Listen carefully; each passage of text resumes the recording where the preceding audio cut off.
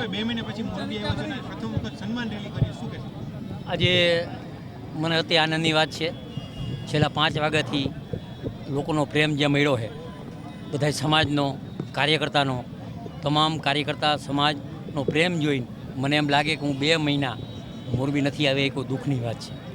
પણ સમયને સંજોગ હતો તો મારે 2 મહિના હું આવી નથી આવ્યો, પણ આજે આવ્યા પછી મારો જે જુસ્સો હતો એથી 10 ગણો વધી અને કેમ મોરબીના વિકાસના કામ થાય, ગુજરાત સરકારના અમારા ડિપાર્ટમેન્ટના કેમ ગુજરાતના કામ થાય, કચ્છના પ્રભારી તરીકે કચ્છમાં પણ કેમ સારા કામ થાય, એના મારા પ્રયત્ન હશે. આગામી ચૂંટણી આવે છે, શું કહેશો? ચૂંટણી તો આવવાની જ હોય છે, દર 1.5 વર્ષે આવે એ ચૂંટણી. પણ મારું આહવાન છે કે હવે જે આપણને કોર્પોરેશન આપી છે સરકારે, ખૂબ વિકાસના કામ થવાના. ગયા વર્ષે 700 કરોડનું બજેટ હતું, આજુ ખાલી 1150 કરોડનું બજેટ છે. એથી પણ વધારે લઈ આવી અને જે વિકાસના કામ લઈ આવવાના. અત્યારે જે 700 કરોડના જે કામ 50% કામ ચાલુ થયા અને હજી બીજા થશે, એ લગભગ 100% એક જગ્યાએ રાવ નથી આવતું. હું જાહેરમાં કહું તો આવતા દિવસોમાં કોર્પોરેશન આપણી હોય, જિલ્લા પંચાયત આપણી હોય તો પ્રજા હેરાન ન થાય, ઉદ્યોગપતિ હેરાન ન થાય, વિકાસના કામ સારા થાય, એના માટે જરૂરી છે. સરકાર કેન્દ્રમાં આપણી સરકાર, ગુજરાતમાં આપણી સરકાર, તો આવતા દિવસોમાં તાલુકા પંચાયત, નગરપાલિકા, જિલ્લા પંચાયત મારું આહવાન છે કે ભારતીય જનતા પાર્ટીના તમામ ઉમેદવાર જીતે એવા અમારા પ્રયત્નો છે. ખાસ કરીને ગુનેગારો જે વિરુદ્ધ છે, શું કહેશો? 2 મહિનામાં મેં આવેલું સોશિયલ મીડિયા દ્વારા આવેલું, એકાદો માણસને મારીને દાટી દઈએ, પોલીસ એને ગોતે. એક ખાલી નોર્મલ વેપારી માણા હોય, મોટરસાઇકલમાં મળી જાય અને સીધો છરીઓના ઘા કરે, ગમે ત્યાં રાતે નીકળે, ગાડીના કાચ ફોડી નાખે. આ બધું જોઈને મને દુઃખ હતું.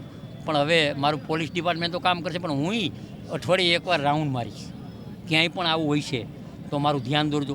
ક્યાંય પણ ખોટા કામ હશે, ક્યાંય ભેરસેર હશે તો મારું ભારતીય જનતા પાર્ટીની કાર્યકર્તાની જવાબદારી સરકારની ઇમેજ બનાવવાની. અહીંયા એવું કાંઈ પણ હોય તો મને ફોનથી ધ્યાન દેજો. અને તમારા સોશિયલ મીડિયા દ્વારા જે પણ તમારું આવતું હોય ને એ મારું કટિંગ થતું હોય અને એની હું રજૂઆત કરતો હોય.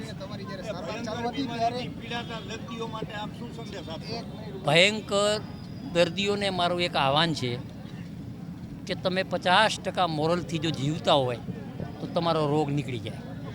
પહેલી વાર મને એમ થયું, મેં ચેક કરાવ્યું તો એક મગફળીના દાણા જેવું હોય છે. પછી મને એમ ચેક કર્યું તો મેં તો રૂપિયાના ચાંદીના રૂપિયા જેવડું હોય છે. ઓપરેશન કર્યું એટલે મોબાઈલ જેવડું નીકળ્યું. હાથ અહીંયા હોલ કર્યા, સાઈડમાં 6 ઇંચ કર્યા, ત્યાંથી આમ કાઢી અને મેજર 7 કલાક ઓપરેશન આવ્યું. 1 મહિનો ને 3 દી થયા.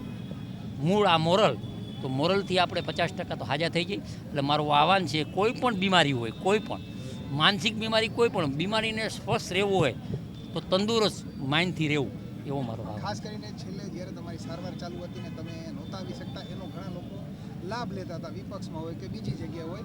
ઘણાને એવું લાગતું હતું કે મેદાન મોકળું થઈ ગયું છે, શું કહેશો?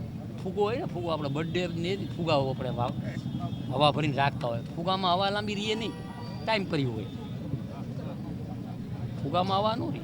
ટાયર હોય ને, ટાયર વગણવાના ટાયર હવે આવી ગયા, એટલે બધા વગણવાના ટાયર વાળા આવીએ. એટલે ગમે એટલા ટન ગાડી હોય ને તો એમાં વાંધો ના, એ બધા ફૂગાય.